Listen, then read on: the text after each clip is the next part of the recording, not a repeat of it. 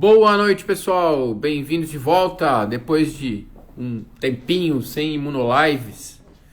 Bem-vindo todos de volta nesse friozinho que a gente está passando hoje aqui em São Paulo. Realmente o frio pegou a todos nós de surpresa, né? Bom, é um prazer enorme retornar com as imunolives depois aí de umas 2 ou 3 semanas sem live e especialmente hoje com esse amigo querido que é o Alexandre. Professor Alexandre de Castro Keller, professor do Laboratório de Imunopatologia Experimental do Departamento de Microimunoparasito da Unifesp. O Alex é parceiro de longa data e, bom, obviamente que ele vai falar melhor do que eu mesmo acerca da linha de pesquisa dele, que tem o objetivo que investiga uma população celular bastante peculiar, né? Que são as células NKTs e NKTs. Tenho certeza que ele tem muito substrato aí, muita coisa interessante para discutir e falar conosco. Eu espero que vocês gostem, tenho certeza que vai ser super interessante esse nosso bate-papo. Como sempre, eu vou lá para aquele convite, ele já está aqui esperando a gente.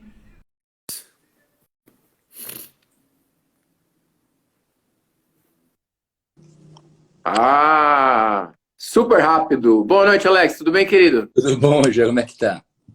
Tô bem. Tudo Melhor certo? agora, com certeza. Curtindo um Tirando o friozinho. frio que tá. Pô, tem até chazinho Né? preparado já. Eu também, com certeza. Queridão, antes de tudo, super obrigado por você aceitar esse convite, participar dessa live. Sei que você é super ocupadão. É uma live que eu já faço há algum tempo. E além de fazer a live aqui no Instagram, depois o vídeo vai para o YouTube no canalzinho que a gente tem do laboratório e as lives ficam lá disponíveis aí para o pessoal apreciar, digamos assim, né?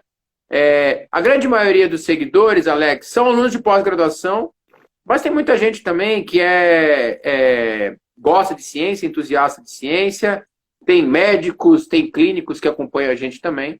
Então é uma turma bem variada, mas a grande maioria da galera é aluno de pós-graduação. Então a gente tem uma conversa assim voltada nesse nível, digamos assim, de ciência e também para expor um pouco as pesquisas que a gente faz para o pessoal da pós-graduação, o que está rolando, o que não está rolando e por aí vai.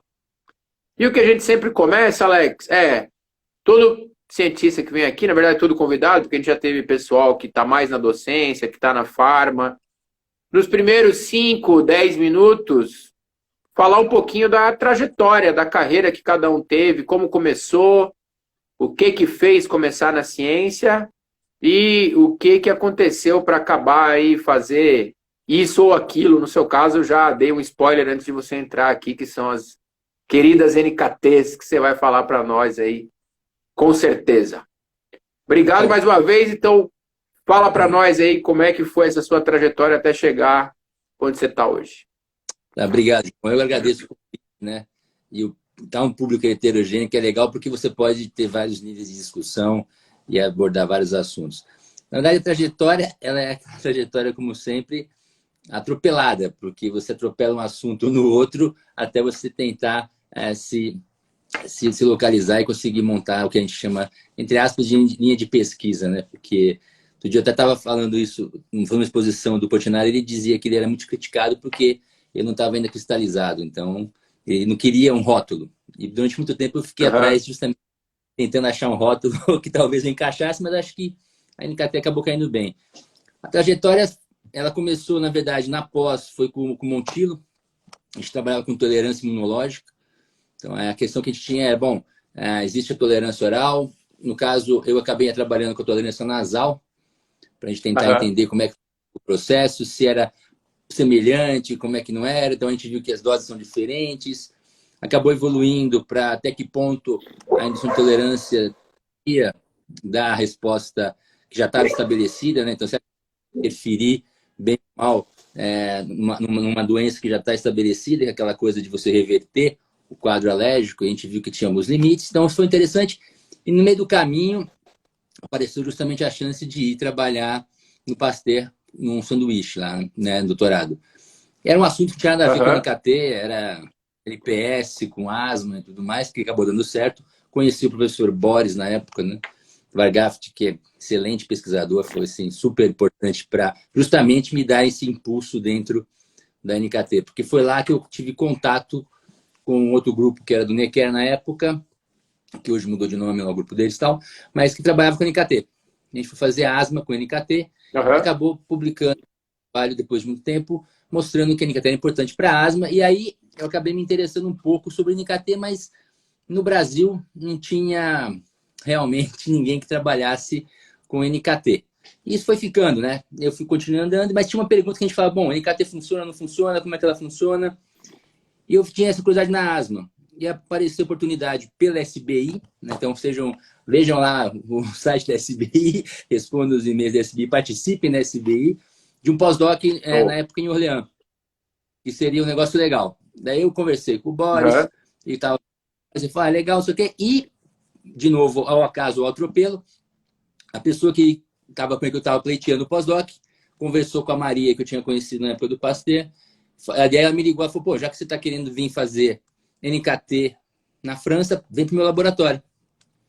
E ela já Aham. conhecia o cara, não estava passando a perna no cara, nada. Falou assim, olha, eu já conheço o Alex e tal. E no fim, acabei indo para Paris a trabalhar com NKT. E lá, realmente, eu comecei a trabalhar com NKT e comecei a tentar entender o que é NKT, na verdade. E aí você colocou lá, né, Aham. e é NKT, INKT, NKTAO, né? Porque, na verdade, isso é uma confusão grande ainda que existe. E o INKT, o NKT depende muito do grupo que está publicando ou que está falando. Então, é aquela coisa do... eu gosto de fazer, que nem quando você faz célula BREG, B10 ou B1. Então, vai depender do grupo Aham. que vai estar trabalhando com isso. A NKT, historicamente, né, ela foi descrita como qualquer célula que tivesse um TCR, que é uma característica de linfócito T, um marcador de Aham. NK. Isso tanto em Aham. camundongo quanto em humano. Não vou entrar em detalhe, porque aí fica um negócio muito específico. Mas, no fim, acabaram descobrindo que existem, na realidade, populações dentro dessa população chamada de NKT. E uma delas é uma que tem um TCR invariante, que é o que a gente chama de INKT, que é o que eu Aham. trabalho, que tem mais ferramenta que você consegue trabalhar com maior facilidade. E alguns grupos chamam de NKT essas daí. Eu utilizo o INKT do Invariant. E tem gente, e a outra NKT que existe são as NKTs do tipo 2, que aí elas têm as características um pouco mais diversas. E a partir daí eu Aham. acabei tentando ingressar no mundo e a gente vai trabalhando do jeito que dá. Então, hoje em dia eu quero abordar muito mais a biologia dela do ponto de vista fisiológico e a gente começou trabalhando muito mais com agonistas específicos, que é justamente pelo fato dela ser invariante, que permite trabalhar com agonistas específicos. Mas é uma célula interessante do ponto de vista biológico, que essa que é a questão que eu estou tentando discutir faz tempo. Legal. Não, com certeza é uma célula bem peculiar, na verdade, né? Eu tenho várias dúvidas, na verdade, que eu quero até aproveitar o momento com você aqui. Por exemplo, quando você fala da questão das invariantes, existem as invariantes em humanos e invariantes em murinos, né? Então, corrija se eu estou errado, é V-alfa 14, alfa 28 em humano e camundongo, como é que é isso? Não, na verdade, o J-alfa 18 é o que seria, entre aspas, né, os homólogos ali, mas em camundongo ela é chamada, se for levar a pé da letra, semi-invariante, porque ela Uhum. tem o alfa, V-alfa 14, J-alfa 18, e pode J-alfa recombinar 18. com três betas, e que isso, na verdade, depende... A discussão é sobre a diferença disso, é um pouquinho de especificidade, mas, no fim, não faz tanta diferença para os agonistas mais comuns. Em humano, é Aham. o V-alfa 24, 18, V-beta 11. Então, ela não é invariante, é tão assim como tão variante, na verdade, né? O beta, como acontece no murino. E tem Aham. características peculiares humano versus camundongo, que são subtipos, né? Então, você tem Entendi. marcações.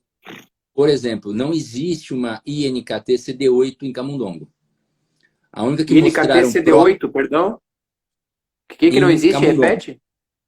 Em camundongo, você não tem uma INKT CD8 positiva.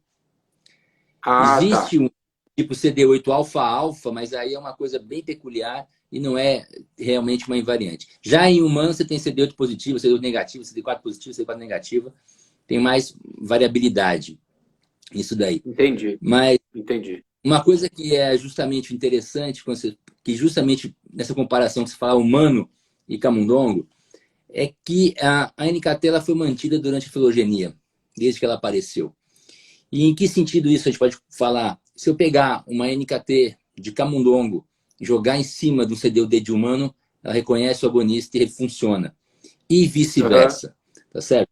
Lógico, eu Ah, estou com é? CD1D, em camundongo é CD1D, tem o CD2D, mas em humano tem mais CD1, é diferente um pouco isso daí. Mas a Ah, importância é isso. entendi. Humano, me corrija de novo. Humano tem CD1, A, B, C e D, não é? E camundongo só tem CD1D. CD1D e CD1D, acho que dois. Eu sei que tem dois CD1Ds, mas no caso o que a gente usa é o CD1D, realmente, do camundongo. Entendi. Alex, e outra pergunta que eu tenho é em relação sobre a ontogenia dessas células, né? Então, quando você vai lá no timo, quando a gente começa no processo de recombinação, é pura viagem minha, mas é por causa de total ignorância no assunto mesmo. Não, Quando mas. essas NKTs recombinam e selecionam o J-alfa 14, né? Ah, já O fato delas recombinarem essa J-alfa 14 é resultado de pura aleatoriedade, de selecionarem a sequência J-alfa 14, ou, na verdade, isso é, digamos assim, pré-estabelecido porque, por exemplo, as outras regiões J-alfa 4, 5, 6, whatever, estariam, por exemplo, inacessíveis por heterocromatina, por exemplo, né? Então, uma pergunta é essa, assim, a célula, o fato dela se tornar J-alfa 14 é aleatório totalmente, ou há uma pré uma pré, como é que eu posso dizer? Algo pré-estabelecido para que essa célula não consiga ter acesso a outra região que não somente essa da J-alfa 14. Se Olha, sabe isso? até onde. Não, então até onde eu sei, isso a gente não sabe. O Tá. que acontece é que algumas moléculas são importantes para ela, o SLAM, algumas coisas que são mais específicas para elas do que para o linfócito T convencional. Até onde eu sei, não tenho certeza realmente se já mostraram isso na ontogenia, se é um pré-estabelecido. O que acontece, por exemplo, o único imunologista tem transgênico, ele só foi forçado a expressar o V-alfa-14, J-alfa-18. Então, quer dizer, até aí é que nem 2D2 e qualquer outro transgênico que você faz. Aham. O que acontece, na verdade, essas células elas têm uma certa resistência, por exemplo, à morte por corticoide. E Ah, você é? tem uma discussão hoje em dia, elas são resistentes. Você tem uma discussão hoje em dia até se por um acaso, né, isso não seria uma maneira de você selecionar no timo, porque você tem uma influência do corticoide no timo, até para você ter a seleção positiva, também acontece tudo isso daí no timo. Então existe uma pressão ah, desses receptores de corticoide também no próprio timo. Agora, o que ela muda, na verdade, é que ela não é selecionada pelo classe 1, classe 2, certo? Ela é selecionada por timócitos que expressam CD1D. Então, isso, do Entendi. ponto de vista de é totalmente fora do normal, tá certo? É uma coisa que para Entendi. entender. Então, você tem os timócitos que estão expressando CD1D. Esses timócitos, eles são imaturos e eles fazem a seleção de NKT. Então, quer dizer, é uma coisa muito mais esquisita. E aí já começa, na verdade, o final da história, entre aspas, do timo dela. Porque o que acontece com a NKT é que, como ela é inata, entre aspas, né? Qualquer célula inata já está pronta para responder, ela já sai Uhum. do timo com um perfil efetor. Então, ela não é que Perfeito. nem um linfócito T convencional que vai para a periferia, naive, tem um contato, aí aquela pressão citocinas você faz com que ele se diferencie numa efetora, e a partir é Aham. TH1, TH2, e o whatever que você quiser colocar. Ela já sai com subpopulações relativamente definidas. Relativamente por quê? Porque elas podem fazer gama e 4, podem fazer 17 gama, mas elas já são capazes de produzir citocina no contexto de estimulação. E aí você tem mais uma coisa que para mim intriga, assim, entre aspas, que é onde eu estou tentando trabalhar um pouco, é o fato de que ela pode ser ativada de duas maneiras. A cognata, certo? Via o TCR, lógico, como Aham, qualquer outro linfócito T, mas também via aham, citocina, preferencialmente claro. 12 e 18, que são citocinas que estão associadas com o sistema inflamatório. Então, quer dizer, de alguma forma, essa célula pode responder ao estímulo cognato, que pode ser exógeno ou endógeno, a gente ainda não conhece muito bem o endógeno, que é uma coisa que ainda está em discussão, mas ela também sente alterações no microambiente, associadas a uma Legal. lesão individual que for. Até a ERT3 está sendo discutida como sendo uma célula uma citocina que estimula essa célula. Ou seja, ela responde rápido e é polarizadora. Então, você tem 20 mil coisas para fazer. E isso sai porque ela já vem efetora, entendeu? Com certeza. E Mas vamos dar um break aqui. Eu quero depois passar dessa fase efetora, mas eu queria seguir com você nesse caminho meio ontogenético, digamos assim, de geração, né? Você me é, respondeu que não sabe essa questão da recombinação específica, né? Mas aí você falou, por exemplo, que ela sai efetora do timo. Eu lembro quando eu estava na pós, há milhões de anos atrás, né? Uma das coisas mais interessantes que eu achei quando eu fui estudar as NKs T é que elas vão para o tecido, né? E elas, posso estar errado novamente, mas elas têm até uma semelhança com as gama delta no aspecto de que dependendo da cadeia TCR que ela expressa, ela vai para determinado tecido. Isso é real ainda? Isso se manteve? Certas NKTs estão em determinados tecidos, outras NKTs, de acordo com as cadeias TCR, estão em outros tecidos. Ou isso não é mais assim? Porque para gama delta então, é bem assim, né? isso se a gente fosse levar em consideração, talvez as V-betas, as betas diferentes. O que acontece, eu não sei te dizer em relação a TCR, vamos dizer assim. Mas o que, Aham. que a gente sabe? Por exemplo, se eu pegar o baço e o fígado, apesar de serem INKTs, elas respondem de forma diferente. Então, elas já não Aham. têm o mesmo tipo de resposta. Se você pegar a população em frequência, o fígado é cheio de NK1.1. Quer dizer, seria as NKTs NK1.1, CD4 pode ser positiva ou negativa, que teria um perfil muito mais TH1 inflamatório do que você acha no baço, por exemplo. Aham. Para chegar no fígado, Deixa eu te precisa ser interromper, bom. XCR. E só uma curiosidade. Desculpa eu te interromper de novo. Essas que estão no fígado, elas estão no parênquima hepático ou elas estão localizadas nos linfáticos ou no vaso? Porque eu me lembro, por exemplo, dos dados do Gustavo, né, Menezes, que a gente conhece, que mostrou que células, por exemplo, né, células de Kupffer, células fagocíticas, elas estão muito mais não parenquimatosas, né, do que a gente pensava. Na verdade, elas estão próximas à luz dos vasos e tudo mais. Essas NKTs no fígado, elas estão onde, Alex? Elas são intrateciduais ou onde elas estão associadas?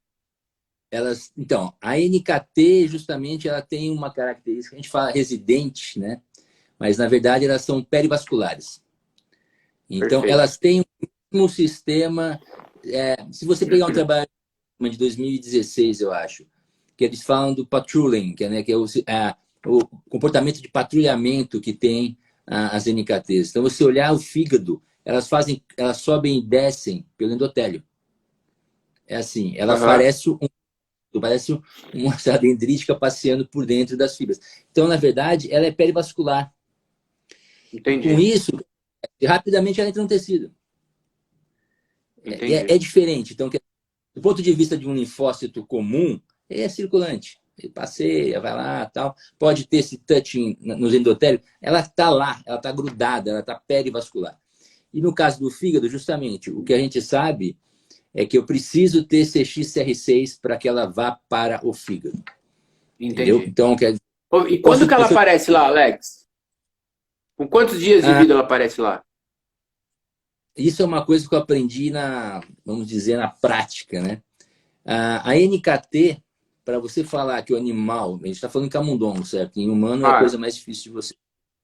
Mas para você falar de um animal que esteja maduro do ponto de vista de NKT, é 7 a 8 semanas. Antes disso, não tem células NKTs totalmente dispersas, principalmente no fígado. Então, isso eu aprendi na prática, porque justamente a gente trabalhava com asma e não sei o quê. E, pô, a gente tinha publicado que a asma dependia de NKT de alguma forma. Aí eu fiz um Aham. experimento correndo uma vez, não dava nada. Daí a Marina falou, pô, Alex, como é que não dá? Não é possível, você publicou com isso, a gente fez junto. Aí, pá, eu fiquei usando animal de 5 semanas, 4 semanas. Eu levei uma bronca danada, falou, pô, mas você não tá ligado que em 4, 5 semanas não tem NKT? Eu falei, caraca. Aí eu fui procurar isso. Aí então você tem lá uns trabalhos que mostram realmente. No timo, elas começam a aparecer já com, eu acho que com 2, 3 semanas, mas daí, para ela começar a encher, entre aspas, né, todos os órgãos onde você pode achar uma NKT, é a partir de 7, 8 semanas. E isso, Que inclusive, loucura. eu cito isso quando eu aula sobre NKT, tem uns trabalhos antigos de criptococos que tinham dois grupos discutindo sempre esse negócio, se o B6 era resistente ou suscetível. Um falava é Aham. resistente, outro falava suscetível. No fim das contas, depois de alguns anos de dor de cabeça, um dos caras resolveu fazer tudo direitinho e basicamente era a idade. Então, um usava animal de 4, 5 semanas, outro animal de 8, 12 semanas. Aí falou, pô, mas o que é isso? E foram ver, lógico, não era a NKT do ponto de vista que a gente conhece hoje, mas eles viram que uma célula que é dependente de NK1, era NK1.1, porque quando tirava o NK1.1 ficava suscetível, e eles viram Aham. transferindo timo de animal de 3 semanas, 4 semanas, e um animal de 8 semanas, viu que dava diferença. Por quê? Porque essa célula não estava lá. Entendeu? Entendi. Então, quer dizer, são coisas Você interessantes. acha que tem a ver com o desmame com a microbiota? Então, tecnicamente falando, assim, nunca fizeram nenhum ensaio tempo-resposta, ok? Aham. Porque a gente é o seguinte, se eu mexer na microbiota, eu mexo na NKT, e se eu mexer na Aham. NKT, microbiota. Ponto. Então, o Perfeito. que acontece é que causa ou consequência, né? A gente não sabe que é só do ovo ou galinha, mas o animal você deu um denocaute que não tem nenhuma NKT, o animal J-alfa que não tem a INKT, ele tem uma microbiota diferente. Ah, é? E se eu pegar um animal germ-free, as NKTs dele são outras. Elas reproduzem, elas se proliferam mais rápido, têm maior quantidade de NKT, e se eu não estiver enganado, elas são mais pró-inflamatórias. Então, Caraca, ou que seja, legal. Isso no fígado. isso no intestino. Intestino. Entendeu? Quer dizer, lógico, eles fizeram porque estavam vendo microbiota e já foram focando no intestino direto, linfoma drenante e tudo mais. Mas, de qualquer forma, se está bagunçado no intestino, está bagunçado no fígado e assim vai. Com Então, certeza. ainda mais hoje, existe microbiota hepática. Né? Então, é uma coisa que está discutindo isso aí Aham. também. Aham. Que Então, legal. Eu tava pensando nessa coisa de primeira passagem, né? Você tem ali alimentação oral obviamente, leite, microbiota e, de repente, isso, né, modulando, então, intestino e chegando no fígado NKT. Mas, enfim, acaba então fazendo bastante sentido, na verdade. e tem um outro sentido também que a gente também que a gente está tentando trabalhar e entender um pouco, é o próprio lipídio da alimentação, certo? Ele passa Quem? também, Desculpa? o lipídio que você come. Você está ingerindo lipídio, tá certo? Sim. E esse lipídio ele é transferido. Então, existe uma relação entre acúmulo de lipídio no fígado e atividade de NKT, inflamação, e tudo isso está associado. Então, síndrome metabólica está associada com NKT, está associada com a resistência à insulina, a inflamação hepática, e assim vai. Que legal. Então, essas células, suponho eu, fazem mais interferon gama, né, quando tem obesidade, por exemplo, ou resistência insulínica. Já se sabe isso?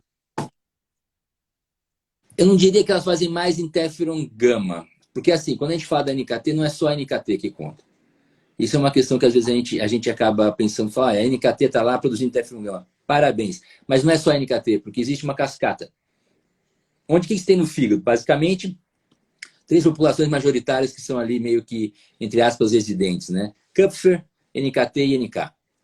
Então é aquela Aham. história. NKT, interferon cutuca Kupfer, Kupfer faz IL-12, aí você cutuca NK com interferon, e IL-12 cutuca todo mundo. Então, quer dizer, você tem todo um sistema pró-inflamatório. Ela também está no tecido adiposo, e tem associação também de inflamação tecido adiposo e NKT, que é uma coisa que a gente está tentando discutir agora com o Pedro.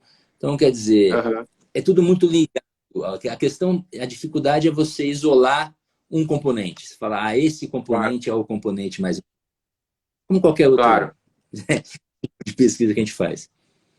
Com certeza. E aí, nesse aspecto, Leandro, agora a gente vai para a questão da ativação que você estava querendo ir lá atrás, né? Pô, então, na época que as NKTs, né, estavam. Bom, tinha a história da Alpha-Gal, certo? Né, que ainda, me corrija se eu estiver errado, ainda é utilizado hoje como um antígeno, né, para ativação de NKT, certo? Ensaio clínico, inclusive. Exatamente, né? Só que, bom, eu queria que você contasse um pouco para quem está ouvindo a gente a história da alfa-galactosilceramida, né? Se eu não me engano, é um antígeno de esponja do mar, né? Algo Na desse verdade, tipo. isso daí é uma coisa interessante. Quem descobriu isso foram os japoneses, e quem pagou isso aí tudo foi a Kirin, inclusive a cervejaria, porque eles têm toda uma área Aham, também de farmácia, né? E o que eles faziam? Era screening para ver terapia contra câncer, né? Que é uma coisa que até hoje a gente ainda apanha muito. Apesar de todos os avanços que a gente tem, estamos falando de carticel, mas a base mesmo a gente não consegue trabalhar ainda direito com o câncer. aham, aham. E aí, justamente nessa história, eles tinham visto que tinha um composto que vinha, entre aspas, da esponja do mar e que, na verdade, você estaria ali ativando uma célula, que eles não sabiam o que era, que matava. E aí apareceu o NKT. Então, aí eles viram que era um V-alfa-14, J-alfa-18, esse bridoma e tudo mais. E quer dizer, o que é isso? Então, a gente tem uma célula, a partir daí falaram, um TCR invariante, porque é esse TCR específico, né, para isso daí. E depois veio aparecer o Bendelac dizendo do CD1D, que é como é que esse antígeno seria expresso. Agora, o ponto que você Aham. colocou em relação à esponja do mar, que é aí que eu volto à biologia do NKT, é que não é a esponja do mar, certo? São amebócitos que estão habitando na esponja do mar. Então, ou seja, de uma forma ou de outra, você tem no mamífero, tá certo? Porque, na verdade, eu acho que o primeiro NKT que tem, na verdade, foi um anfíbio. Mas aí é uma aquelas coisas que você não consegue falar que é uma NKT 100%, talvez seja um elo Aham. perdido, né? Mas Aham. que é capaz de conhecer, de certa forma, um produto bacteriano. Uhum. E aí você fala, bom, e aí? E essa mesma célula é mantida durante toda a filogenia. Pumba. Se você pensar do ponto de vista de reconhecimento de sinais, né, ou padrões, é um macrófago quase, né? Porque nós Sim. estamos falando de uma coisa que a gente não sabe. Aí estavam discutindo há muito tempo, mas o ser humano produz, não produz? Não, a gente aparentemente não produz, mas você acha parecidos, análogos no ser humano. Por quê? Porque bactérias que estão na sua flora comensal produzem agonistas de NKT. Entendeu? Entendi. A lactobacillus, ela responde para lactobacillus, mas então quer dizer, ela tem um padrão, ela responde padrão. Essa é uma questão Aham. que é o clássico dela. E por isso que é uma das coisas que eu coloco ela como uma inata sempre. Então ela acaba reconhecendo Legal. um padrão. O endógeno é complicado, mas o exógeno já está aparecendo muita coisa que liga nela. Mas Então, isso que se eu ia te você perguntar. pensar, Então, mas essa aqui é a questão, né? Eu brinco isso com os alunos na graduação o tempo todo, né? Falar da monoclonalidade dos linfócitos é lindo, beleza, é até aceitável. Agora, falar que ele reconhece só um antígeno, obviamente que isso é balela para ensinar a imunologia, né? Então, quando a gente está falando de um TCR que reconhece uma sequência de aminoácidos, né? E eu sempre brinco com eles também que só temos 20 aminoácidos, né? Precisamos embaralhá-los numa sequência aí para que os antígenos sejam diferentes. Agora, na NKT é uma coisa diferente, porque a gente está falando de outro tipo de natureza química, né? A NKT não reconhece somente aminoácidos e peptídeos, né? E ela aí não eu queria te reconhece perguntar, o que que ela pega só lipídio, né? glicolipídio. Tem umas, Glicolipídio. vari... tem umas variaçõezinhas, tal. Se você no carbono, se você mexe um pouquinho no tamanho da sequência de lipídio, tal, tem algumas diferenças na Aham. ativação e tudo mais. Mas, então, justamente essa é a grande brincadeira que todo mundo faz com quem trabalha com NKT. Fala, pô, mas é uma célula que tem uma frequência ridícula, perto de um Aham. linfócito T.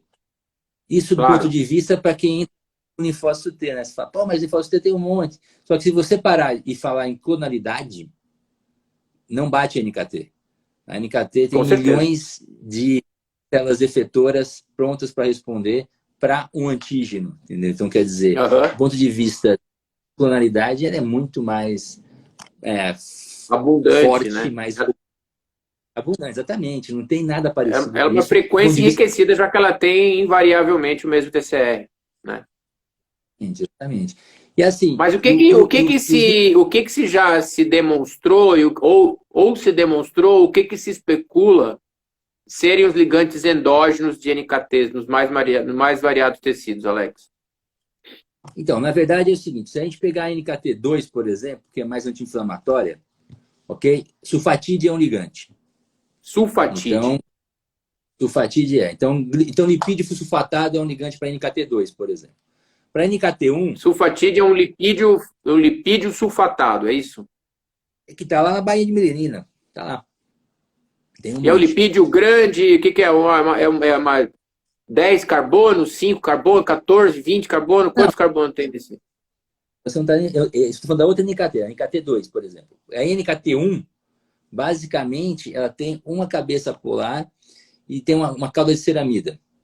A questão é a seguinte, o que discutem hoje em dia não é tanto a cabeça polar, tanto é que você faz alterações aqui, mas a forma como... Isso é uma coisa que para o T também deve acontecer de alguma forma. A NKT, quando está se ligando via TCR no CD1D, a questão não é só a fenda, a questão é a molécula inteira Sim. do MHC. Então, o que eles mostraram já é que se eu alterar a forma de encaixe dessa molécula na fenda, a NKT ativa de forma diferente, mais TH1, mais TH2, e a discussão é essa. Talvez se você... hoje em dia a gente tem agonistas que fazem isso, polarização, visando alterar esse reconhecimento. Do ponto de vista de INKT Entendi. mesmo, é algo ainda sinistro, porque tem gente que fala que é GD3 e GM3, que seriam um globosídeo e um monoglucosil, alguma coisa lá, que eu não lembro o nome direito, e em Camundonga eles discutiam IGB3, que é uma isoglobo, Aham. coisa lá. A questão é a seguinte, Essas o moléculas são IGB... abundantes, posso estar enganado, mas essas moléculas são abundantes no sistema nervoso, né? Então, o sulfatídeo O sulfatídeo vai em KT2, ela tem no fígado também, por exemplo. Lá é outra questão. Mas o GD3 e o GM3, eles estão ali, eles são produzidos normalmente, só que ninguém mostrou realmente, falou, olha, isso é o mais importante. E o IGB3 gerou uma confusão na academia, aí por quê? Primeiro, só tem camundongo, não tem humano. Então, é uma coisa que fala, Aham. pô, mas é importante ou não a NKT? É igual ao humano, não é? E outra coisa é que o animal nocaute de IGB3 tem NKT. Então, isso foi o único ligante endógeno que quiseram colocar como sendo o ligante endógeno, mas foi um tiro no pé, na verdade, porque é aquela coisa que ninguém discute mais. Publicaram 1, 2, 3 trabalhos de impacto muito bom, muito alto, mas acabou Aham. ficando perdido na história, porque realmente o ligante endógeno a gente não sabe, na Entendi. minha opinião. Um pouco. Porque a questão, no caso a gente fala do endógeno, não é só o ligante. A questão é qual a expressão desse ligante, que forma que isso está sendo colocado numa PC. Então, um CD1D não deve fazer o verão, mas precisa de 5, 10, 20. Então, essa que é a questão que a gente está tentando discutir também, que é a autoimunidade baseada em NKT. Mas é mais difícil de você mostrar isso aí, né? Entendi. O que me ocorreu aqui agora, existem algumas doenças do sistema nervoso, Alex, são aquelas esfingolipidoses, Tay-Sachs e Gaucher. Não sei se você conhece. Você sabe se tem alguma coisa de estudo de NKTs essas doenças? Se eu não estiver enganado, na síndrome de Gaucher, eu não sei, tem a de Gaucher também, que é um Gaucher, negócio de Gaucher. lipídio. É que você que é Então, o francês, apesar do meu nome ser Jean-Pierre.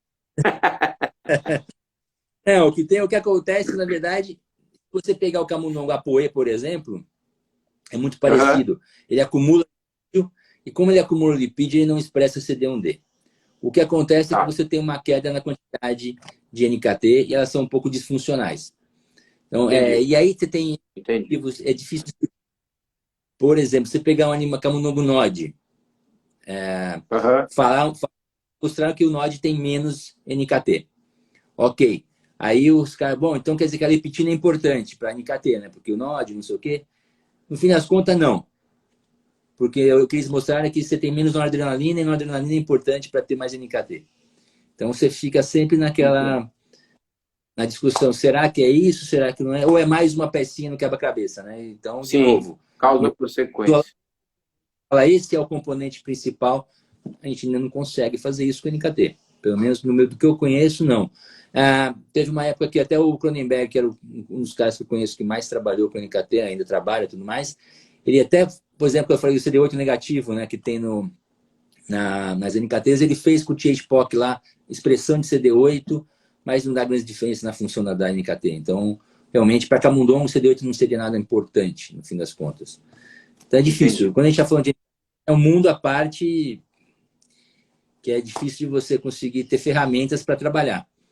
Então, por exemplo, Claro. quando a gente publicou a IL-17, NKT-17, foi a primeira vez que apareceu a ideia do NKT fazendo 17, Aham. o perfil dela, não sei o que lá, Rorgamatê, não sei o que.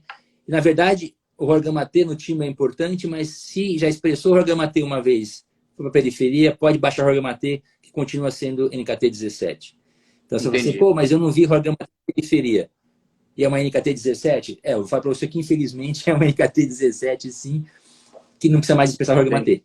Porque isso já foi ido lá no timo, que é diferente de uma TH-17. Entendi. Entendi.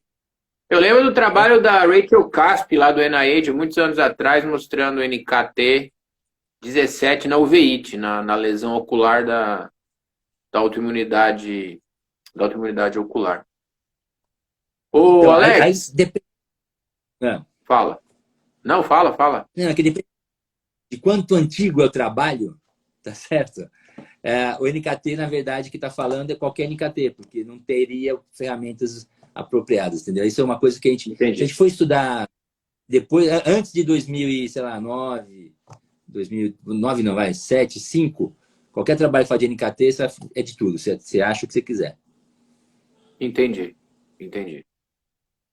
Falando Então, então em clássico. coisas mais recentes, duas perguntas para você. Na verdade, são duas, não são perguntas, são. Eu queria ouvir de você, queria que você falasse um pouco de um trabalho seu super legal, onde você mostrou que a deprivação de sono afeta, né, de certa forma, a biologia das células NKT. Queria que você falasse um pouquinho, claro, isso é neuroimuno, de certa forma, neuroimuno sempre me interessa. E queria que você falasse um pouco de qual é a pergunta que você e o seu laboratório hoje está mais interessado em responder em relação a... Não precisa ser necessariamente as NKTs, mas eu sei que grande maioria dos seus trabalhos envolvem as NKTs de qualquer forma. Fala aí para nós. Bom, então, na verdade, em relação a esse trabalho, que na verdade a gente foi, entre aspas, primeiro que a gente mostrou que a NKT ela não está sendo afetada pela produção de sono. Na verdade, que a resposta de estresse não privava a atividade, não atrapalhava a atividade da NKT. Então, isso é um trabalho que a gente já fez seguindo uma linha de privação de sono REM, que a gente começou com a Mônica e com a Daniela, né, isso faz tempo. E o que acontece é o Aham, seguinte, todo mundo fala que o estresse acaba afetando as células do sistema imunológico de uma forma negativa. E aham, aí, a gente analisa um trabalho, analisa outro, já tinha um trabalho publicado justamente com, entre aspas, NKT, né, que seria uma NKT não a fundo, com o tipo de ferramenta que a gente usa, né? Falei, bom, vamos tentar fazer aham, isso aqui de novo. A questão, a NKT, como você disse, ela tem essa parte invariante e com isso ela é potencialmente importante ou ter um alvo para imunoterapia. Então, bom, mas se eu tenho uma aham, célula que ela é pelo sistema nervoso de uma forma boba, né? Porque qualquer coisa vai dar um estressinho, você vai acabar afetando ela. Então, isso pode afetar a terapia também. Como a NKT claro. trabalha baseada, né, na resposta ao alfa-gáussea, todo mundo trabalha com alfa-gáussea, principalmente em tumor, a ideia foi essa. Bom, então se eu fizer isso, tentar fazer uma terapia num cara que está, entre aspas, sob uma situação de estresse, eu não vou conseguir fazer isso. E aí, verdade, a gente acabou publicando, mostrando que não, dependendo do tipo de estresse, fica sempre no paralelo com um grupo que é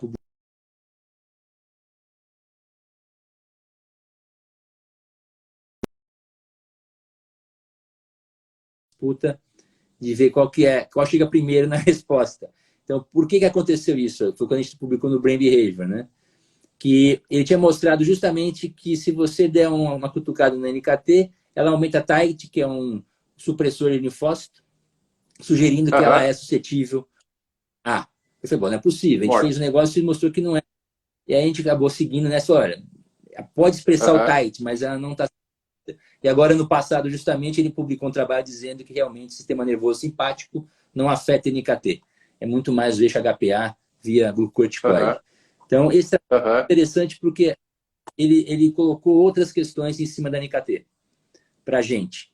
Tá certo? Então, que justamente o que está levando, o que a gente está fazendo, e aquela coisa, a gente, infelizmente, nunca tem tempo para desenvolver completamente a sua pergunta. Então, é aquela coisa, você faz um projeto, emenda no outro para tentar responder aquele que você estava ainda lá. Então, o que a gente está trabalhando hoje, a gente está em duas áreas de trabalho. O meu foco mais agora é hepatite, né? Porque, afinal de contas, é um efeito colateral da ativação da NKT. Como falei, ela é super... Ela é potencialmente inflamatória, está no fígado. Apesar do pessoal, dos ensaios clínicos, ter uma boa tolerância para a hepatite, existe desenvolvimento de hepatite aguda e para algumas pessoas isso impede que seja usado. Então, vai estar na mesma sequência. Então, a nossa realmente, será que o sistema nervoso simpático está atuando na NKT ou não? Não está atuando, beleza. Mas e o resto da resposta, como é que ela fica? Porque a cascata de eventos, né, que depende da NKT, eu tenho que ver essa cascata. Então, o que acontece, por exemplo, com a NK? Será que a NK, que a gente já sabe que é afetada via beta-2 pela noradrenalina, ela continua afetada, ela não funciona, não funciona? Então, a gente está estudando mais nessa linha. E agora a gente está chegando aos dados onde mostra que, de alguma forma, o sistema simpático não segura NKT, mas eu seguro o dano hepático. Entendi. Então, legal. E aí mas a gente já volta no dano hepático, porque eu quero perguntar, inclusive, se você está interessado na nova crise aí que está tendo de hepatite viral. Mas eu queria voltar antes para a sua história do sleep deprivation lá, porque você mostrou que as NKTs, elas são mais resistentes à morte, pelo que eu lembro do seu paper, as outras células morriam por causa do aumento de glico. Certo? O glicorticoide aumenta muito na sleep deprivation e era isso que poderia estar mediando a morte no timo, mas que as NKTs eram resistentes, é isso? Isso é uma das coisas que a gente mostrou, que ela é resistente à morte. E, na verdade... Perfeito. Mas aí o que eu queria te perguntar, se vocês têm alguma ideia do porquê que ela é tão resistente a essa morte por glico. Vocês continuaram com essa ideia? Então, isso é aquela coisa da biologia da NKT.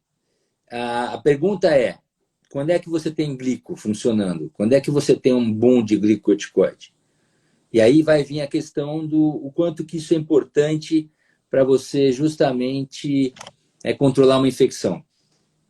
Então, o que eu estou tentando chegar hoje é o seguinte: eu tenho um evento inflamatório, ou ativação de NKT, ok? O sistema simpático, de alguma forma, está inibindo o meu dano no tecido hepático, ok? Mas eu tenho a cytokine storm atrás, funcionando. Então, o que acontece agora? Qual vai ser o passo? Mas a gente sabe que isso é cíclico. Então, eu tenho o primeiro passo, que é justamente você ter aquele bloqueio da lesão, vamos dizer por aí. E aí vem quem? Vem o HPA trazendo corticoide. Para quê? Para limitar a inflamação, tá certo? Agora, se eu tenho uma infecção bacteriana, eu vou derrubar as células que podem ser ativadas e responder nisso daí? Para quê? Qual que seria a função disso daí, né? Então, o que a gente acha, na verdade, é isso. E, de qualquer forma, isso é uma coisa que é paralela um pouco com o linfócito T. Porque o linfócito T, se não tiver lá de memória, ele é resistente à corticosterona, por exemplo. E ele é também resistente, se não estiver enganado, ao corticoide na dose, lógico, né? Ou seja, você não vai eliminar uma célula numa necessidade. Talvez seja aquela história onde você discute, você mata o hospedeiro, você toleriza para o parasita. Ou tolera o parasita, na verdade, né? Ou você acha que também teria uma relação com aquela... Uma coisa que eu acho bem interessante sempre é a questão da balança imunidade e imunopatologia. Você acha que, na verdade, ela seria resistente porque elas, tendo essa coisa de reconhecer um perfil de antígenos próprios completamente diferentes, que são os glicolipídios, elas estariam mais na regulação da imunopatologia do que, na verdade, combatendo patógeno, por exemplo. Elas são resistentes porque elas precisam ficar regulando a lesão tecidual, entendeu? Daí eu aproveito e te pergunto, existe algum dado em que camundongo que é depletado de de NKT, ele faz mais lesão tecidual, por exemplo? Então, aí começa o modelo versus a importância da pergunta, né? Porque tem modelo que mostra que cicatrização de pele, a NKT atrapalha. Tem modelo que mostra que, justamente, para você ter regeneração, para ter KI67, proliferação numa hepatectomia, por exemplo, você precisa de NKT. Então, a questão é a seguinte: o que está gerando essa resposta? Como é que você gera a proliferação de hepatócito, por exemplo? Então, a gente tem a mania de falar citocina pró-inflamatória, citocina anti-inflamatória. De um certo ponto de vista imunologista, ok, eu acho legal, mas do ponto de vista fisiologista, eu não sei se isso daí vai ser isso pode variar bastante, importante, né? Porque, por exemplo, quando a gente fala interferon gama é prejudicial, que é inflamatório. Quando eu estava trabalhando com rim, eu falava, não é possível, o cara está cheio de interferon gama e o rim está ficando bom. É esquisito isso, né? Eu tratei uma doença, com NKT, fazendo interferon gama. E aí pro rim é ruim, mas agora você vai ver o interferon gama faz célula tubular proliferar, por exemplo. Entendeu? Entendi. Então, quer dizer, você fala assim, a IL-6 é muito ruim, é super inflamatória. No caso do fígado, ela é bifásica. Na resposta aguda, ela é regeneradora. Via STAT3. Quando você pega crônico, aí fica ruim. Então, Jean, eu acho que a questão é essa. Você está falando numa resposta aguda ou crônica? Na resposta crônica, a NKT é ruim. Péssima. Na resposta aguda, ela vai ajudar na regeneração, ela vai ajudar no controle do patógeno. Por exemplo, que você está falando do fígado. Você pensar nela, ela está no lugar perfeito. Ela está no capilarzinho, que é justamente aonde vai transitar tudo que é antígeno que vem do intestino. Sim. Translocação bacteriana acontece diariamente. Nós estamos trabalhando com isso agora com o pessoal lá nos Estados Unidos, falando com o Jimmy. O trabalho do Jimmy mostra que tem translocação bacteriana durante o feeding e fasting. Então você fala, mas qual a lógica disso? A bactéria entra e faz o que com a bactéria? Ela vai passar onde? Vai passar lá, no fígado. Aí você tem uma NKT que reconhece, mas ela reconhece de uma forma extremamente violenta para fazer justamente uma inflamação, ou aquela fase, olha, tudo bem, bactéria, vamos conversar, eu ajudo você a ficar quieta, eu não te cutuco, você não atrapalha, a gente não faz uma inflamação. Essa é a minha pergunta hoje. Até que ponto que a NKT responde, do ponto de vista de fisiologia, para segurar uma infecção, não infecção, mas seria uma translocação fisiológica que acontece naturalmente, né? Ou ajudar a controlar, por exemplo, a esteatose, porque você tem alteração de lipídio, será que aquele processo, até um certo ponto, você consegue... Assim, de novo, você pegar os trabalhos que saíram na Cell, eles estão mostrando lá que simplesmente a NKT é associada com saciedade, com emagrecimento. A gente tem uns trabalhos agora fazendo com o pessoal da biofísica, ketogênese. Então, se você pensar o fígado, meu foco hoje é fígado, no fim das contas é esse. Eu estou tentando trabalhar no fígado, metabolismo, lipogênese, lipólise, tudo que a gente consegue trabalhar no fígado, e é muita coisa, né? Então, a gente está aumentando o nosso leque de colaborações, na verdade. E você está num momento, acho que bem oportuno aí, porque a gente, hoje mesmo, você me contou hoje à tarde no telefone que já chegou no Brasil aí o vírus, né, causador dessas hepatites fulminantes aí, que tem causado alguns casos em criança, né? Eu não falaria em relação ao vírus que chegou. Não, eu estou interessado, na verdade, em entender a patologia. Essa é a pergunta, porque falar hoje em dia em vírus é uma coisa perigosa, uma coisa assustadora, é mais na mídia, tá certo? Então não é que chegou o vírus que vai fazer patologia, nada disso. O que existe de alguma forma, está tendo alguma relação, talvez com o SARS-CoV, talvez com adeno, porque isso tudo hoje em dia é suposição. Não tem nenhum trabalho realmente mostrando alguma relação direta. Agora, a gente está falando de hepatite. Então, quando a gente está falando de criança, a infantil, ela é criança, é diferente, é outro sistema. Então, ninguém sabe, por exemplo, se você já não tem alguma coisa crônica que é subclínica. E, de Aham. repente, um vírus A, B, D ou E apenas é o gatilho final para que essa coisa evolua. Então, na verdade, a questão hoje que eu estou interessado, mas você não tem dados na literatura que te basem em alguma coisa, né, que te dê base para alguma coisa, só especulação Aham. já tem um gatilho, e será que eu consigo modular essa lesão? Porque o que acontece? Algumas crianças têm aquela aguda, aquela hepatite aguda e ok, e evoluem super bem, mas tem aquelas Aham. que não conseguem muito boa. Então, essa é a questão. Agora, se não está evoluindo, por quê? Será que era uma doença primária que estava ali subclínica? Essa é a Aham. questão muito importante. Basicamente, qualquer tipo de hepatite fulminante que o pessoal fala está associada geralmente com vírus, hepatite A, B e E, inclusive. Agora, algumas coisas são que você não sabe, não tem ideia do que é Com idiopática, você não certeza. tem ideia qual que é o gatilho. E no caso da Aham. criança é pior ainda, porque você, como ela tem um outro sistema ainda está amadurecendo tudo, fisiologicamente, neurologicamente, tudo está ainda na fase de amadurecimento, você pode ter algumas coisas subclínicas que você não conseguiu detectar. E aí vem um gatilho e vai. Então, a meu interesse hoje é saber se realmente existe um gatilho e se existe uma coisa pré-estabelecida. Porque se fosse realmente alguma coisa que simplesmente é um vírus que passa, a coisa está muito pior do que está hoje em dia, se você pegar os dados que você tem. De repente, tem até subnotificação, por quê? Porque justamente ele teve uma alteração subclínica, ninguém sabe, passou mal. Por que você tem a náusea, você tem o enjoo, você tem aquela coisa, a primeira coisa que o pai fala, porque a criança na escola fala, isso é a virose que pegou do coleguinha e deixa o menino passando 2, 3 dias. Só que se o negócio evoluir mal, então aí que é o problema, né? Que você fala, bom, Claro, mas será que claro, foi só várias causas juntas, né? Então, o meu interesse hoje é claro. isso, tentar ter, mas aí você não tem acesso a dados na literatura que possam justificar um desespero ou alguma outra coisa, né? Então, tanto que tinha até associação antigamente de vacina com hepatite, já teve de tudo, né? Então, essa Sim. seara eu ainda não vou me aventurar e, de novo, eu não diria jamais que existe um vírus circulando que vai fazer mal para as crianças.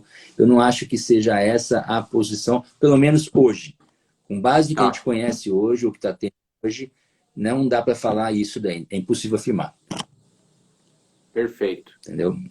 Eu vou ser bem E eu honesto, eu espero que ainda não. não fui atrás, né, dessa literatura. Estou sabendo que há esses casos que foram descritos, e você me falou hoje que já aconteceu no Brasil, mas sinceramente eu não fui a fundo também ainda tentar saber o que está acontecendo de verdade. Mas voltando a Na esse verdade, papo que você assim, a está questão. comentando, que é essa questão das crianças, né?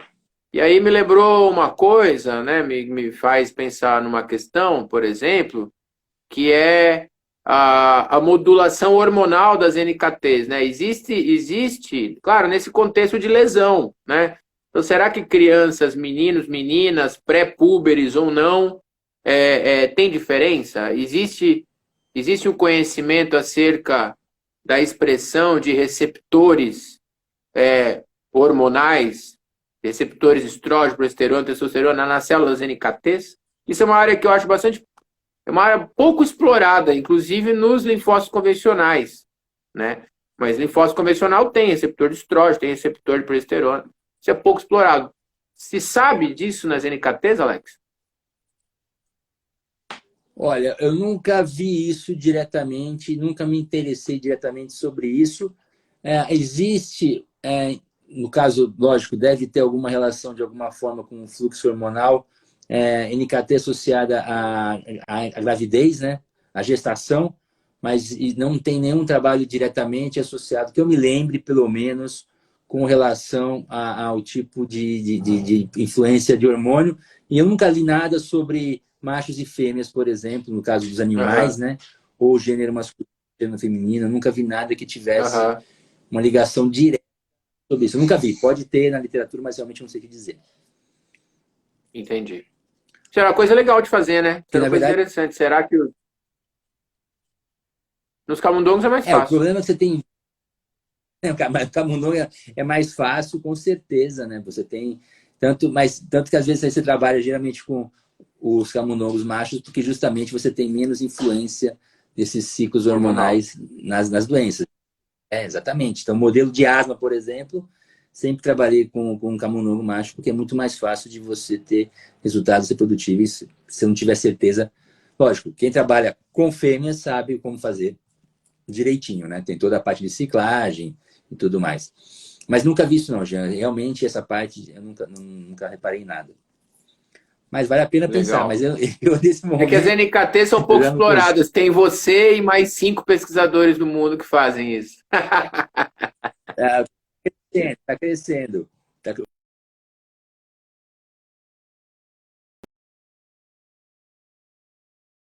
Mas é uma coisa São que muito complexas essas células. hoje, Muito. por exemplo, quando eu falei do Hudak, o que eu acho interessante, justamente, ele está querendo colocar um conceito das invariant cells, né? Então, se você Aham. olhar lá os trabalhos dele, não fala INKT, ou ele não fala, ele trabalha muito com mate cells, por causa do Olivier Lantz, o pessoal que ele trabalhou junto. Ele Sim, não fala, ele fala IT cells. Então, quer dizer, ele já está querendo colocar elas num sistema à parte, que também pode ser interessante, né? É uma coisa que com ainda está certeza. em discussão. Mesmo tem uma outra população invariante que é muito, muito interessante de trabalhar, mas falta ferramenta. A questão sempre é a ferramenta. E o que você falou, na Lógico. verdade, as NKT2 pouco exploradas. Porque justamente por ter um TCR diverso e ser difícil de você realmente pegar Complexo. elas. E o que é legal, entre aspas, é que elas se conversam, elas se autorregulam.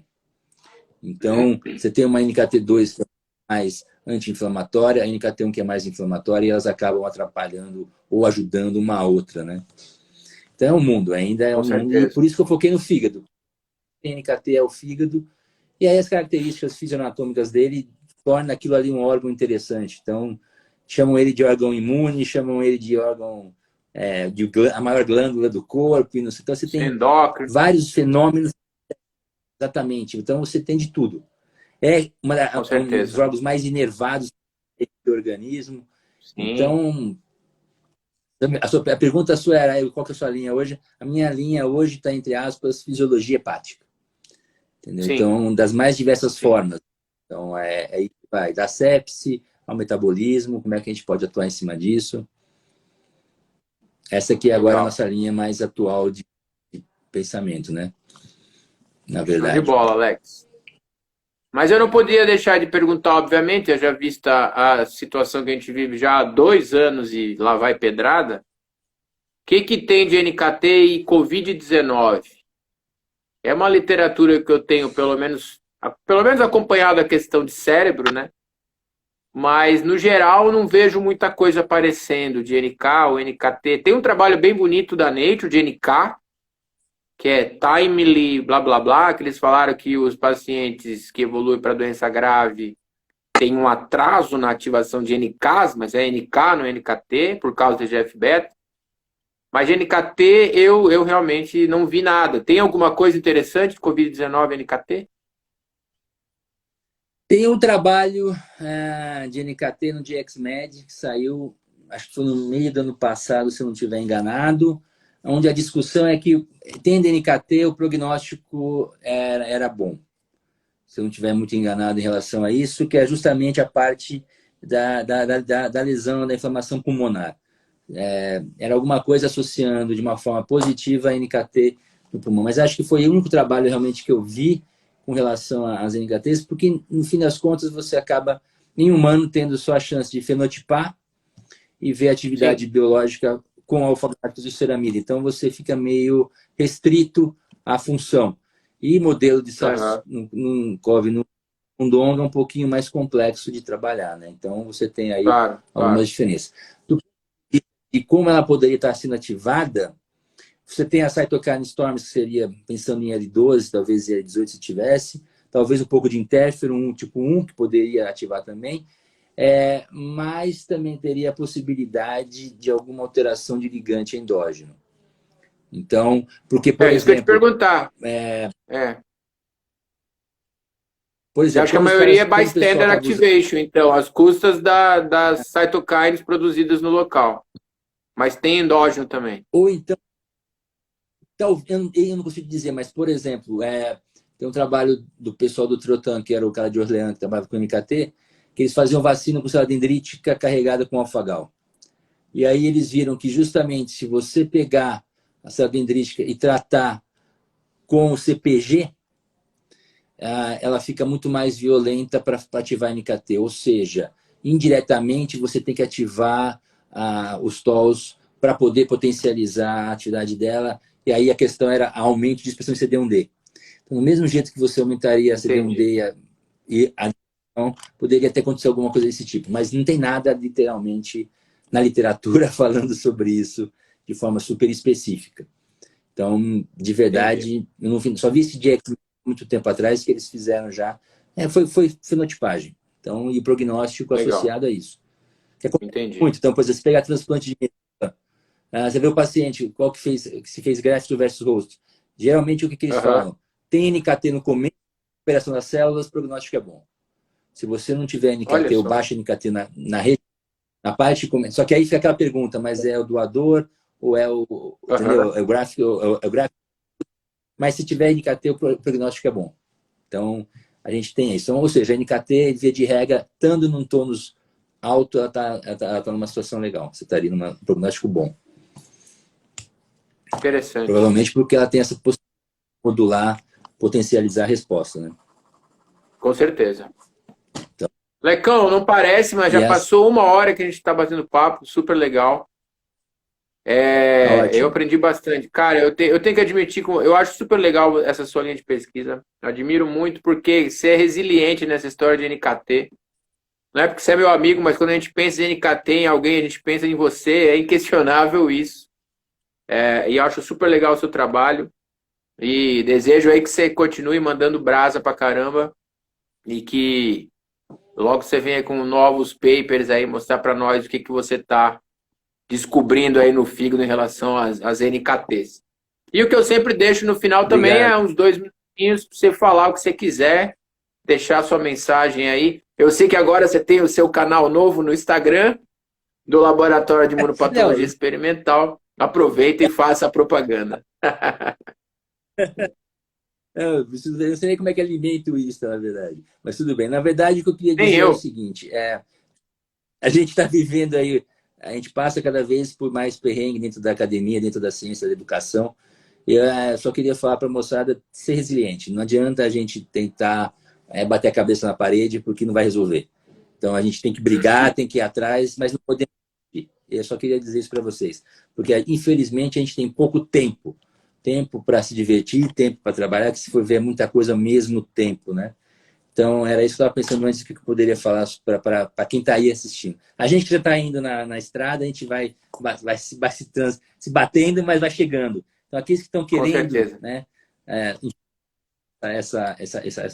esse caminho, essa trilha aí que a gente está fazendo, vocês têm que ter vontade, moçada, assim, de manter, não interessa o dia a dia, você tem que levantar e falar, vai de novo, vai de novo, vai de novo.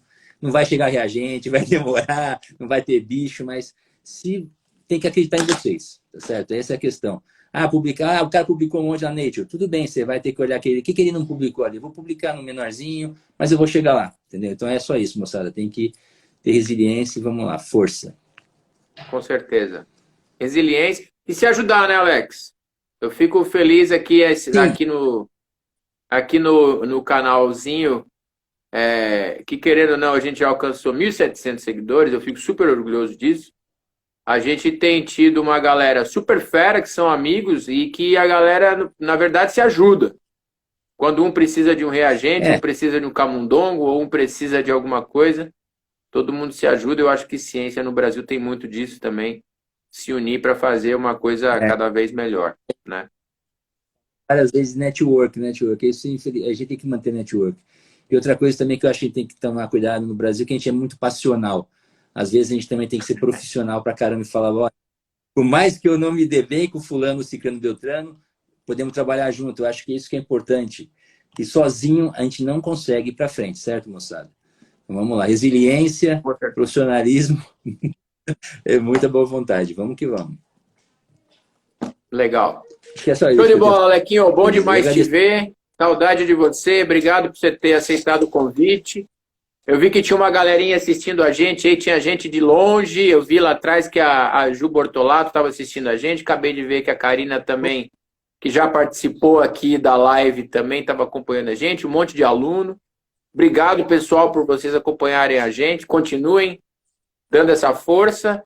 Na verdade, né, Alex, é em nome da ciência, ninguém está ganhando nada com isso, a gente está aqui, na verdade, trocando ideia e conversando, porque primeiro a gente se gosta como colega, assim como dos vários outros que tiveram aqui antes, mas também porque a gente gosta de ciência, de falar de ciência, e é por isso que a gente faz. Exatamente.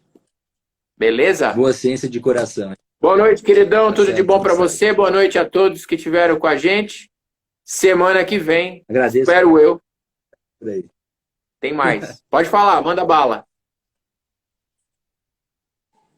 Então, até mais. É só isso mesmo, gente. Obrigado pela presença de quem estava aí. Até a próxima. Valeu, Alex. Um abraço, querido. Tchau, tchau. Boa noite, gente. Outro.